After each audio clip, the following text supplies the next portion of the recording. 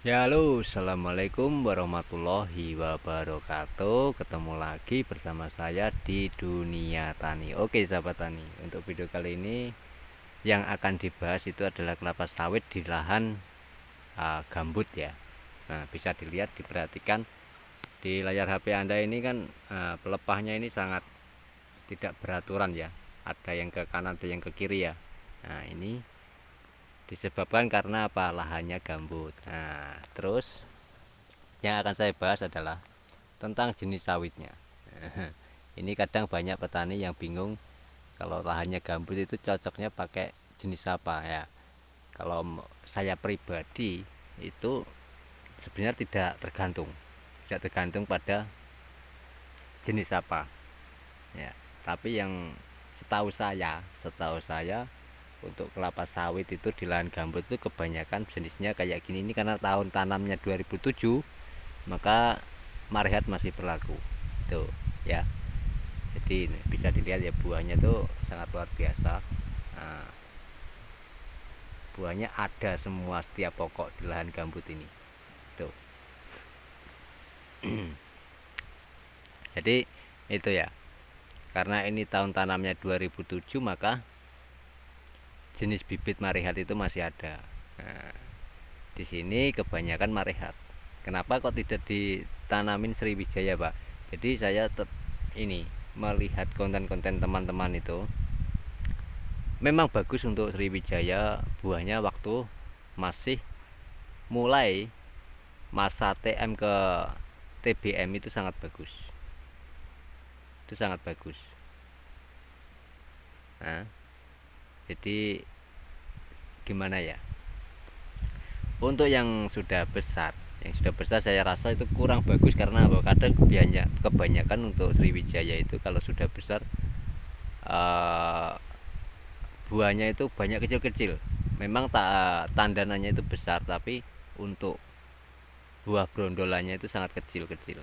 Nah, di sisi lain untuk jenis bibit Sriwijaya ini itu kadar minyaknya sangat kurang, sangat kurang.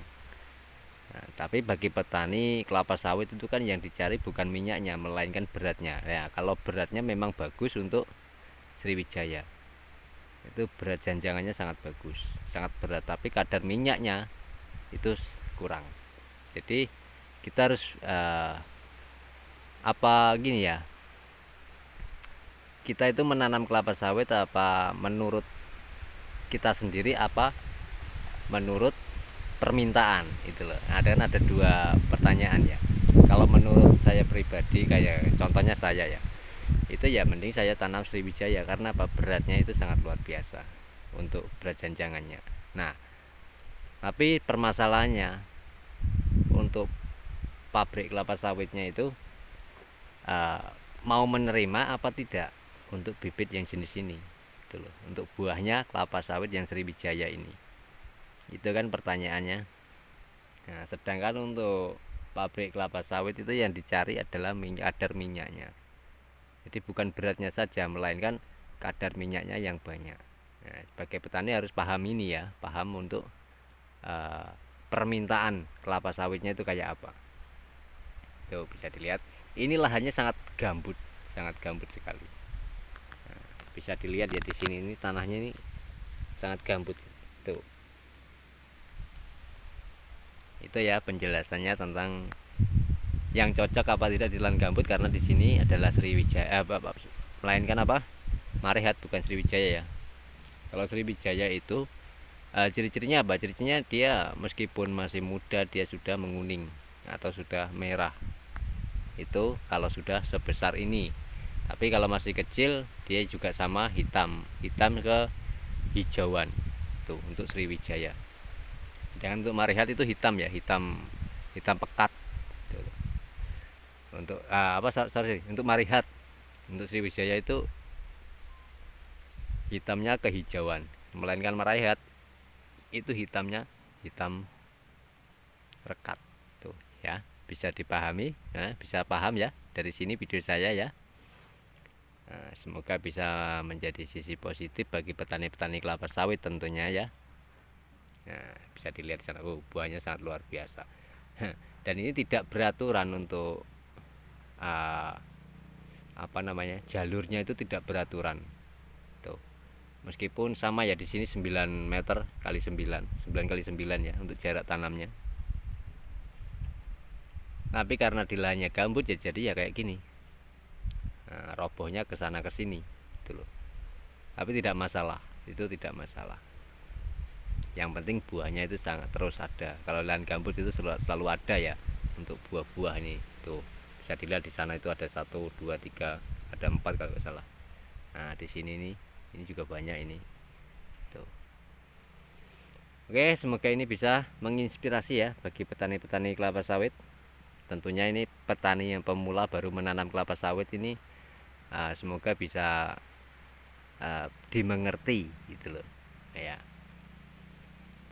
Oke. Bila ada pertanyaan ya monggo silakan untuk komen di kolom komentar.